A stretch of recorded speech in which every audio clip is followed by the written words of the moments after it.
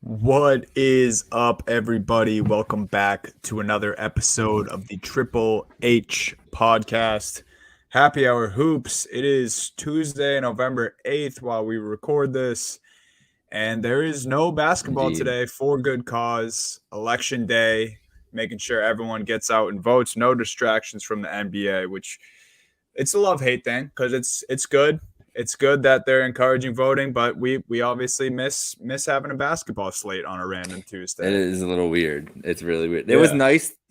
nice that Monday night though they did it where they staggered the start times. Like they were Well, they 15 just games. threw the games at us. Yeah, and they're just like every 15 minutes a game will. And if you're switching through League Pass, which we were talking about before we hopped on here, we were both doing like the whole night.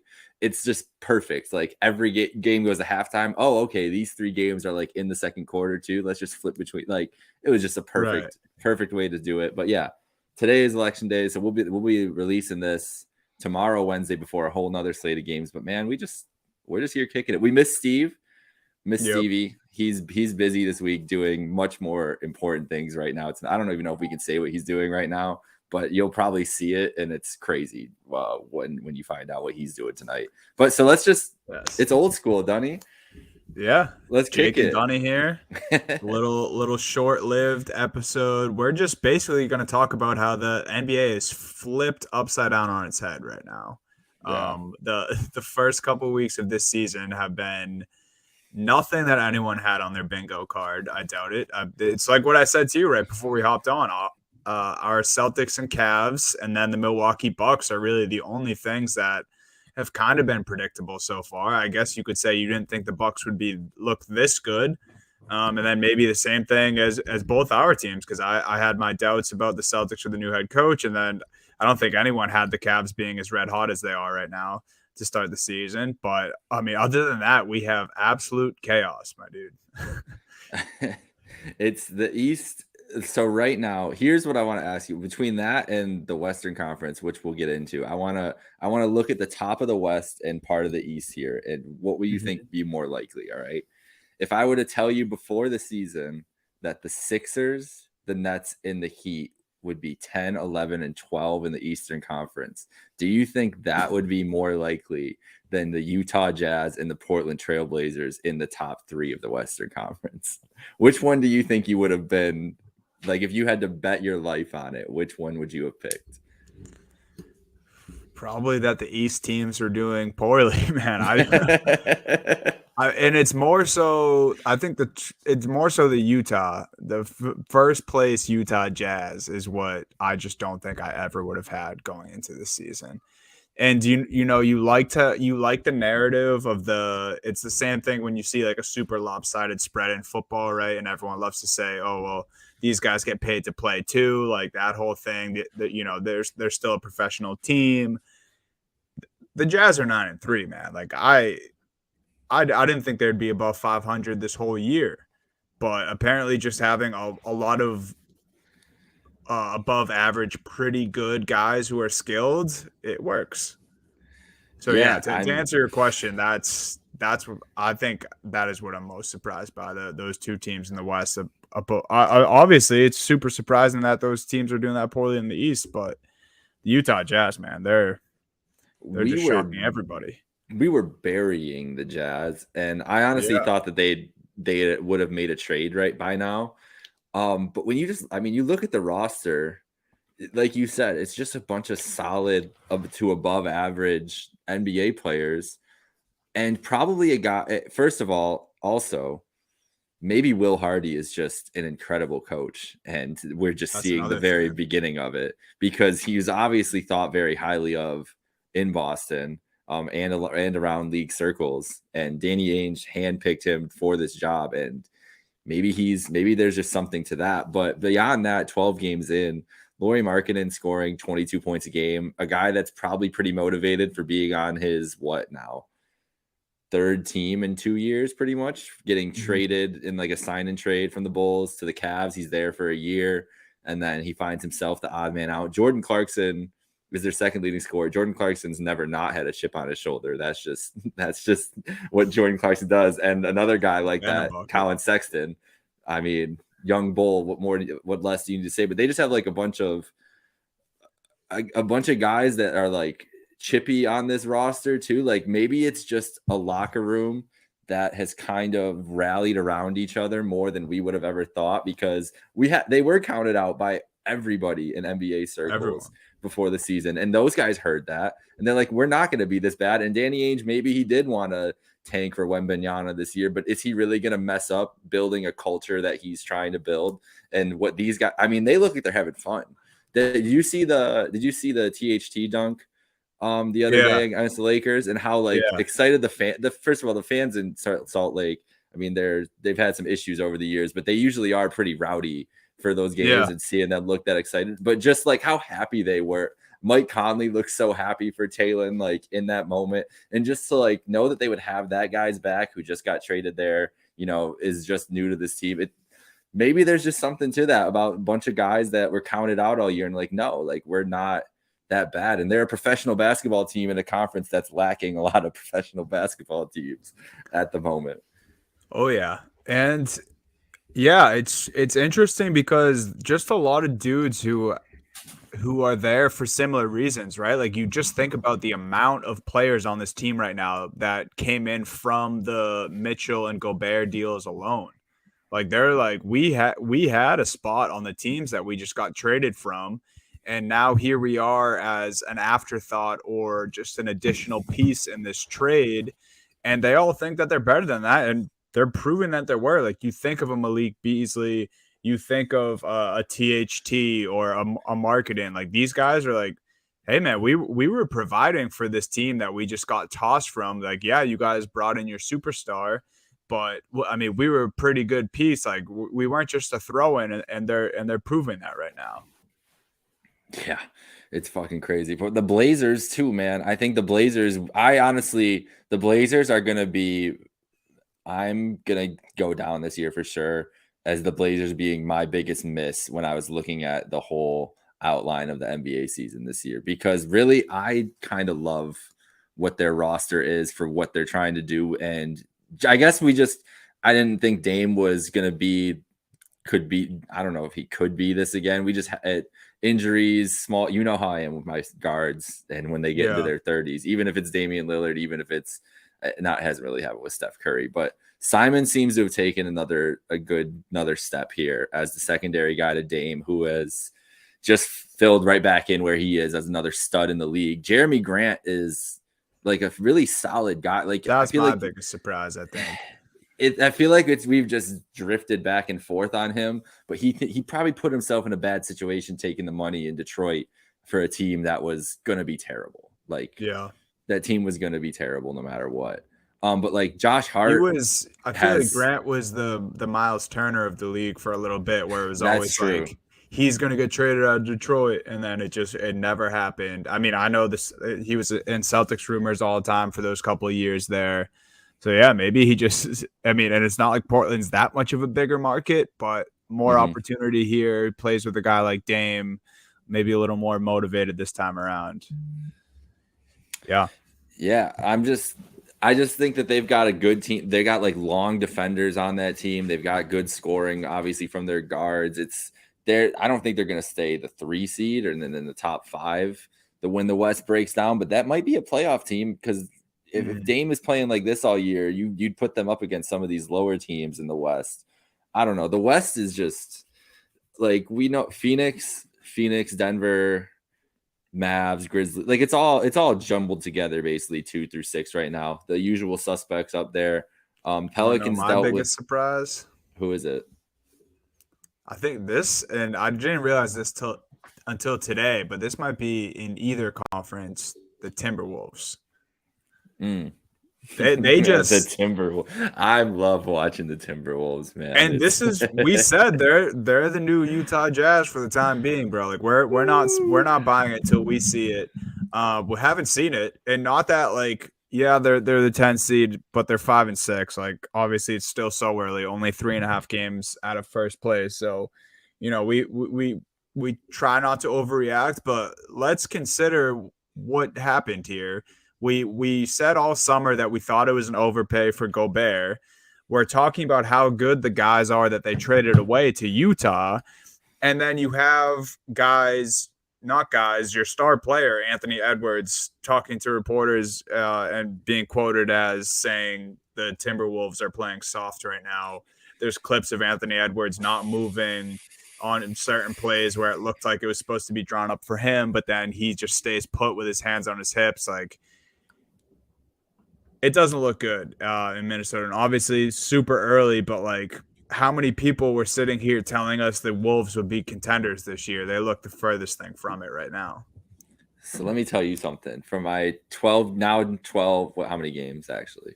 10 game experience with Donovan Mitchell. He's a very subdued guy. Like, he's very calculated in what he says. If you watch any of the JJ Redick, anybody watch that out there, any of the clips in the interview, you can kind of tell the way he is. He's very thoughtful about everything. He's not a fiery guy. He's not going to shoot off the hip with the media, anything like that.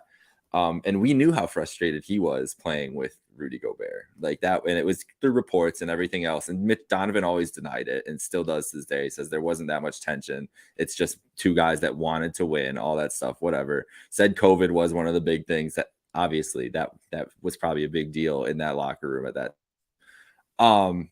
Anthony Edwards is not subdued. Anthony Edwards wears his heart on his sleeve. He says whatever he feels in any moment. We've heard it in multiple press conferences in his young NBA career. It's the greatest thing about Anthony Edwards. One of the reasons people endear themselves to him. I think he just figured out what it's like playing with Rudy Gobert, bro. Yeah. I really do. And the problem is having Rudy Gobert is like the worst mentor you'd want to make somebody tougher. And the guy who needs to get tougher is Cat, because this has always been a problem. If he's calling them soft, who do you think the real culprit is? It's the guy who's been called soft by NBA players since what? When did Jimmy Butler get traded? When was that? 2018, 2019? 2018, yeah. Yeah. That literally calling him soft on a practice court, whether it was manufactured or not for the, Rachel Nichols interview or whatever else, that's beyond the point. The fact is that Butler exposed it in that moment and nobody else has not thought it since then. And this team doesn't look like they can respond. Who's the alpha on that? If Edwards doesn't trust or not, who's the alpha on that team? And what are they going to do to pull him out of mediocrity, I guess? Because Edwards really, that's why I said I love watching this team, because it's like a tire fire, because like everything you said, Edwards is just, he's not engaged. He doesn't give a shit about this team right now at all. No. And that's like the weirdest thing with this group. It's like, I remember like after like game 2 or 3 too, like Cat was on the podium talking about how he was going to like look out for Anthony Edwards and make sure he wasn't eating. Talking about Edwards food. Like eating Chick-fil-A, and then someone clipped the video of him like asking what his Chick-fil-A order is going to be from last year. So like, what are we talking about here? And like, if we want to like, I think the off-court stuff is a problem. I think obviously the chemistry is not there, and whose fault that is, who knows? But it's not good for Anthony Edwards to be calling his team soft like 10, 12 games into the season. I'm looking at it right now. They took an L to the Knicks last night, 120-107. Gobert didn't play, and they're starting guys like Kyle Anderson and Jaden McDaniels in that game. And then on the bench, you have Taurean Prince playing 21 minutes, Naz Reid playing 18 minutes. You think you're missing some of those guys they traded away to the Utah Jazz to get Rudy Gobert? Like this, I mean, obviously I get it. You're gonna have issues when Rudy Gobert doesn't play, but even if he did play, you're still talking about a few of those guys getting notable minutes and them getting blown out by the New York Knicks, who are a 500 team right now. The Knicks haven't been all that impressive this year. It's the T-Wolves. It's more so, and I said this in our season preview when we talked about this team. I had to see it because there was so much hype around this team just because they traded for a guy who plays defense and rebounds the basketball. It doesn't fix anything else on your team, especially when you get rid of all the depth. So for a few different reasons, the Timberwolves are a team to keep an eye on this year. It's all the stuff we just talked about, like drama and how outspoken Anthony Edwards is. And I think his say eventually on this team is probably going to be the end all be all. Like he's the guy you want to keep around. So maybe try to keep him happy if you're the Timberwolves, and then let's just see how it plays out on the court because right now it looks gross. Yeah, it's not looking good there, and yeah, it's a lot of personalities that have got to figure some shit out. It's gonna be tough. It's gonna be tough. I'm with you though. Cater to Ant, whatever they got to do, but they really have hamstrung themselves in a lot of ways because I don't even know what you'd get for. I don't know what you'd get. You wouldn't get what you got back for Gobert at any point ever. Obviously, it's the biggest overpay maybe in NBA history at this point, and I don't know if that's not too early to say or not. And then Cat, I mean, who knows what he actually is at this point? I feel like I don't know. It's a mess there. Let's get back to the East, though. I feel like go ahead. No, I was just gonna say Cat's such a tough one too because I feel like I have the same exact thoughts as you, but it's tough to bash him because that game I was just talking about, like he does have these games where he has 25, 13, and 7 assists. It's like the talent's there, but like you said, if your teammates have been calling you soft since 2017, 2018, and and opponents have been calling you soft over the years, there's playoff games, play-in games that you haven't showed up in, big regular season games that you've gone ghost in or fouled out of. Like no one is ever denying, especially right now, like we're not denying the talent of Karl-Anthony Towns. It's like if you want to be a superstar, you have to have the intangibles. There's more to it, yeah. Right, and so far haven't seen it from Cat. Yeah, nope, not at all. I want to go back to the East though because the line, as we talked about also before coming on here, sadly we lost on our Suns bet yesterday. Yeah. The fucking Sixers. I mean, just what the hell was that? Unbelievable. They scored 88 points, man. Like, and Georges Niang had 21, a career high. There's whatever, you can't account for that. But the line that I was really looking at, other than that, and I'm mad at myself, I didn't take it. And it's a team we talked about earlier. The Trailblazers were +8 at Miami. And I was like, +8. And I didn't do enough research because I was busy yesterday. I would figure, +8, Dame must not be playing. Dame played yesterday, obviously. That happened. Yeah. And the Trailblazers won in Miami 110-107 on a buzzer beater by Josh Hart. And I looked back after I saw that and I was like, that was an 8-point underdog. I was like, what has Miami done this year to be an 8-point favorite at home against a 6-3 team at that point? Can you tell me? Because I think Miami might be done, man. It might be like the end of the line for Miami because Bam is not excelling offensively. He hasn't like he should be. And it looks like Butler and Lowry might have lost a step. It just does.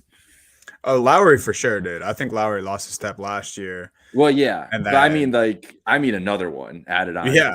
Just from last year. You're probably right. Dude, and like if I'm gonna give shit to the Timberwolves for the players they're putting out on the court and expect to have, these awesome results, like I think that's the thing about Miami too. I think the first episode of the season, or maybe second episode for us, I talked about it. It was the second week of the season because it was after the Celtics played the Heat. They don't have any depth. They literally don't. They don't have depth. They lost PJ Tucker. They didn't try to, fill in shoes of a guy like that. They didn't. I don't know. Like Caleb Martin's getting 35 minutes. Max Strus is another. Gabe Vincent. It's the same thing I talked about before. Dwayne Dedman. Like these, to me, those aren't needle movers. Lowry in 35 minutes right now. He shouldn't even be playing in 35 minutes. He's only averaging 13 points a game too. Like they're not getting anything from these guys. Jimmy is barely over 20 points a game. He's at 20.9. How are you supposed to do that if that's your leading scorer? Yeah, and I guess Tyler Hero didn't play for them last night. This is what I'm looking at. Duncan Robinson gets 29 minutes in a semi-replacement role there, only puts up 9 points. Like the Duncan Robinsons of the world, the Max Struses of the world, they're great guys to have on your team when you're playing very successful basketball. When Eric Spoelstra's team offense is moving to perfection. Those guys don't matter all that much if you're scratching and clawing to get back into a game, or if you're fighting out a close game with a tough opponent. Like, I think you're right, man. Like, I just don't really know where the upside is with the Miami Heat, other than the fact that you can turn around and say, well, we have Jimmy Butler and Eric Spoelstra as our head coach. Those are really the only two silver linings to the Miami Heat right now. I agree with that. I do. The rest of the East, we're not touching Brooklyn. We're done talking about the Brooklyn Nets for a while. We're just we got to let that situation just fizzle and figure we already itself did out. that. I don't want to talk about them basketball team either. They're just whatever. Really, the middle class is not surprising at all. If you look at 4 through, I'm gonna loop the Hawks in with this conversation that I'm gonna bring up here. They're 7-3 at the moment. Mm-hmm. But with the Raptors 6-5 at the 5 seed, the Bulls, Pacers, Knicks, Wizards, Sixers, all in that range. Obviously, we had higher expectations for the Sixers, but truly, and I'm not just saying this because it's our two teams, I think watching the Eastern Conference, it's a 3-team race going to be for this season at the top of there. And so there's 2 parts of this conversation I want to get to is who do you think the best of that group is? Because Atlanta is obviously same record as Boston right now. Don't think they're on Boston's level as a team. And I don't think Philly can get up to that point, but I think Philly might be the best, the race for the 4 seed, basically. I do think Philly is the best bet for that. Maybe Brooklyn as well, but I'm just not betting anything on them. But what do you think about the middle class? And do you agree that at least 10 games in, that's where you would split up the tiers? Yeah, no, I think you're dead on with that split, because then you just have, it sucks for the Magic because we had high hopes, and they play tough, but yeah, Pistons, Hornets, Magic, they're going to stay down there for the time being. Unfortunately. Yeah, man, I don't know if I can give it to the Hawks, just because I feel like there's always a sellout point to the season, and I still don't believe that group meshes well. I think John Collins has wanted out of there for years. I think I'm just going to go Raptors, in the sense that I like the way they play basketball. They know what they want. They have a good coach. They have the same nucleus that they've had for years. Yeah. They get up for their team. They play well for Nick Nurse. And Siakam always finds himself at some point of the season where he's just playing ungodly, and strings 9 out of 10 wins together for the Toronto Raptors, and then, oh my God, they're at the top of the East all of a sudden. I could see it for the Hawks. Bulls, they don't look like they have it to me.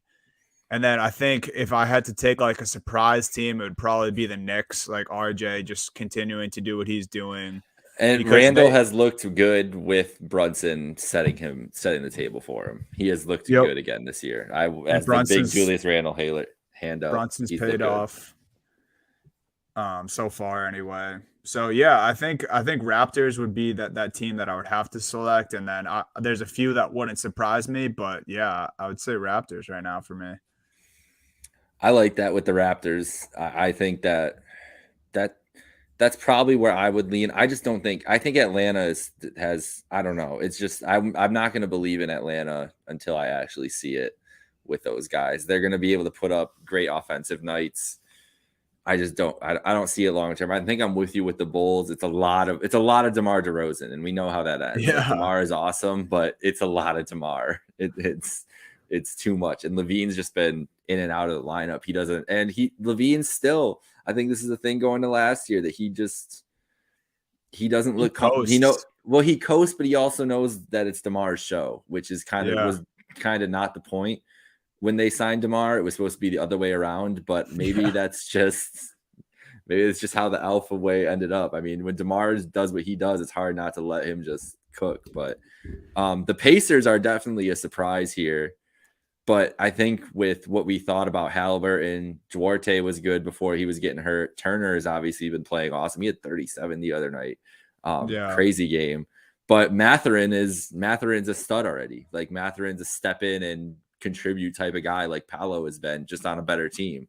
And that's probably where we'll end up with the rookie of the year race with those two guys, because they've both been scoring at such a high clip. The Wizards, I think Kuzma's taken another step. I think Kuzma he's a legit second or third scorer on a team now at this point. And maybe he always has been and just got too much hate with the Lakers. But I'm still with you. That's probably the Raptors, or if the Sixers, if Embiid is just dominating. But Harden already we'll out see hurt. what Harden looks like when he comes back. I just don't trust Big Harden. What if I would believe in Philly more, but I actually not to the extent as the Miami Heat, but I think they have a similar problem. I just don't really believe in the second unit. Like you said, like they showed up last night to beat the Suns, but Niang had his career high 22 points. Like, yeah, I think they have talent on that roster. I don't want to. And it was the Suns' first game without Cam Johnson too, so it's like them figuring that out, because they don't have him or Crawford or Crowder, because Crowder is just getting traded. I don't know who Jay Crowder's doing, but talk about a team, the two teams that could use a guy like Jay Crowder, the Sixers and the Heat, who I'm talking about. Like I feel like they're missing those types of guys, and that might be why they're in the position that they are. And then if we're talking about teams that I just like the best out of this group, I would take the Pacers, because all the reasons you just talked about. I mean, Halliburton has been like, he's a happy hour hoop superstar. We all love him. Turner is just a guy who I think has been getting dealt a bad hand in Indiana. Yeah.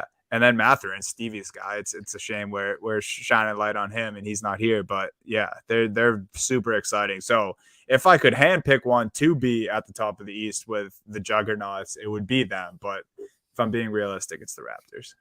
All right, so let's finish up with the top three then, because I think this is how we should do this. I want you to lay out the case for how the Celtics could take out the Bucks, and I'll lay out the case for the Cavs, because I just think the Bucks are fucking terrifying. I don't think either of us have played them yet. No, we've obviously played each other twice, went to overtime twice. We know what that series would look like. It'd be stressful. It would be terrifying, horrible, all that between it. But house the Bucks, divided. It really would be. But the Bucks, I just don't. I mean, I don't know if there's anything we could do. It might just be a race for second in the East at this point. Yeah, man. Lay it out for me. Lay out how good the Bucks are, or how? No, I want your case. I want your case for the Celtics. We don't need to talk about we know what the Bucks are doing, and they don't even have Chris Middleton back. That's why that's the most terrifying thing. Is Chris Middleton has yet to play, and this is what they are doing to teams. But keep going. I mean, it sucks because I don't want to use this as an excuse, but it's more than an excuse when you have a guy as talented as Rob Williams. But I would like to believe if we do get to that point, whether it's a big game at the end of the regular season that counts for seeding, or even if we meet the Milwaukee Bucks in the playoffs again, I just think we have such a difference maker in Rob Williams when he plays for us, and how we're able to defend and the risks we can take when guarding Giannis. And just, I think, honestly too, and this isn't really as much on-court stuff as it is a confidence thing, like the Celtics saw it happen last year. Like they got to not only the biggest stage, but they beat Giannis and the Bucks along the way in a hard-fought series that really took a lot out of both squads. So, and then you add a guy like Brogdon this year too, where you can throw that 3-guard rotation of Derek White, Marcus Smart, and Malcolm Brogdon, add a guy like Drew Holiday, who really played huge in the Celtics-Bucks series, but he has a lot more on his plate this time around if he sees the Celtics for 7 games again, and it is Brogdon, White, Smart, and then having to worry about the Jays on top of that. So as good as Milwaukee looks, I think you just have the mindset, if you're the Boston Celtics, we beat this team last year. We have some improvement at the guard, and then you hope Rob Williams is healthy, down the stretch. The Rob Williams piece is huge, because if Rob was in there, who knows what this team looks like early in the season. But they're already looking better. They look like they picked up where they left off, really. But the biggest thing for me is Tatum. I think we've talked about it already on here, so I won't go too far into it. But just game to game now, there's not really a floating Tatum problem like there has been in years past. He's stepping onto the court I am the best player in the league. I'm the best player on this court tonight, and I will act accordingly. And if I'm missing, at least I know that my guy will be shooting right alongside with me. Because it's crazy Yeah. when you look at some of the Celtics stat lines, and it's like Tatum, Brown, 27, 26 shots, and then everybody else. But it's like, why would you do anything else if you were Yeah, those two don't. guys? And it's not like it's not the Nets like Kyrie and Durant isoing the whole time and putting up those shots. It's within the offense. They're making plays to get to it, but it's like, no, we're just gonna go to these guys the whole time. Like, you're gonna run around and then they're gonna take the shot because they can really get it from anywhere. Mhm. I just think that that's been the biggest thing with Tatum this year, and bodes well going into those matchups with Giannis, who also feels that way and has a very strong claim to that as Yeah, well. exactly. All right, lay it um, out for the Cavs. I don't feel as good as you do. Definitely, I don't even against the Celtics in a playoff series. Knowing the Robert Williams factor is the biggest thing for me Mhm. in those games where the Cavs were able to take advantage with Allen and Mobley. They won't be able to do that as much with Robert Williams. So that's one thing there that just looking at the contenders is, what do Allen and Mobley look like in a playoff series when they're not just going to be able to bully people? And that's Robert Williams. That's especially Giannis. They played the Bucks really well last year, though.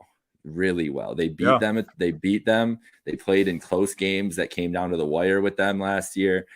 So there is something to whatever JB does, and those two guys inside do to Giannis. It does affect them in some way. And obviously this team is better this year just by the addition of Donovan Mitchell, who is the biggest.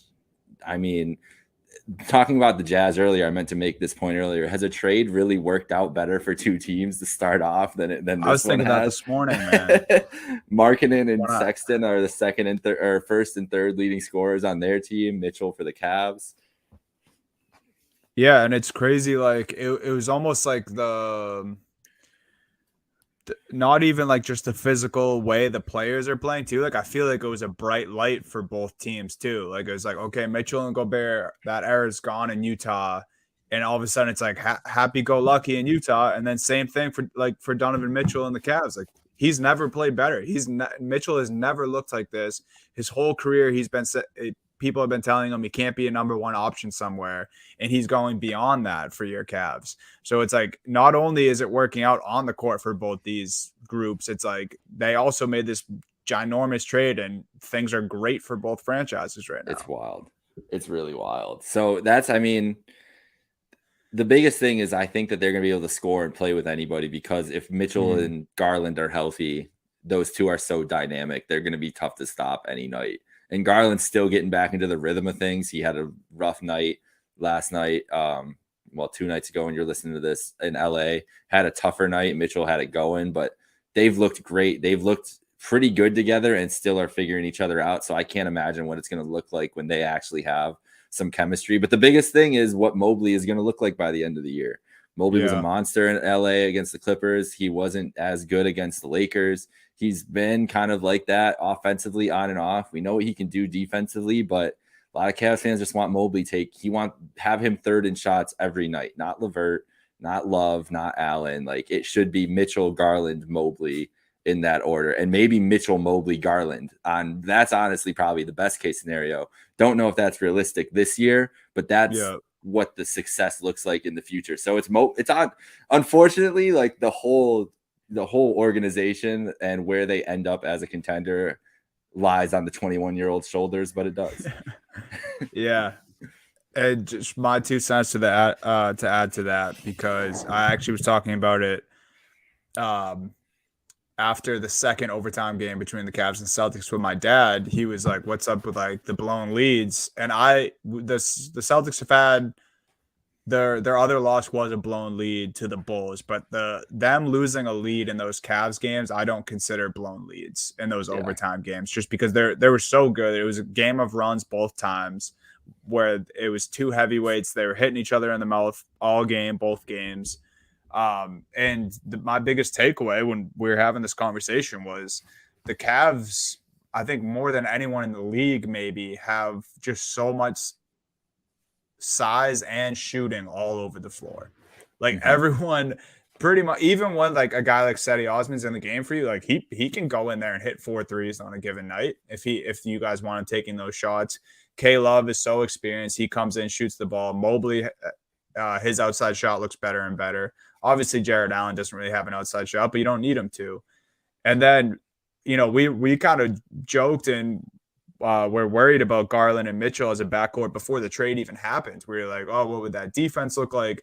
To me, Mitchell looks bigger in a Cavs uniform. I saw him play in person too. I think it's just because the two giants are down there. It just makes all of them look bigger when those two guys are out there. They just look like such a big unit. They take up. He's so much been space. Way more active this year than he was at any point last year. Yeah, he's rebounding too. Yeah, I think that's it too. Like he's hitting the glass hard. Like, yeah, there's something brewing in Cleveland, but yeah, I think the biggest thing to me is the size and shooting because you need both those things not only in the regular season but especially in the playoffs. They're shooting like the Warriors, bro. They're literally like shooting at an elite 3-point clip. Last night before they lost that game, it was like the Kevin Love show. He's just ripping threes. Yeah. He did it against the Lakers too. Like Kevin Love might end up in 6 Man of the Year conversations just if he keeps up his play, just because he's such a great guy, and him and Mitchell are really starting to develop some chemistry. Like Mitchell, the pick and pops have been crazy, bro. Yeah. All right. Well, I think that's good. I think that'll do it for the episode today. Follow us at Happy Hour Hoops 1. Subscribe wherever you get your podcasts. For Dunny, this is Jake. We miss you, Steve. We'll be back next week though with a regular ass episode. We're recording this because I will be live on location in about whenever this comes out, like 2 hours. To go see the Bulls and the Pelicans. Get to see Zion Williamson in the flesh, which I'm very excited about. So have a great night, folks.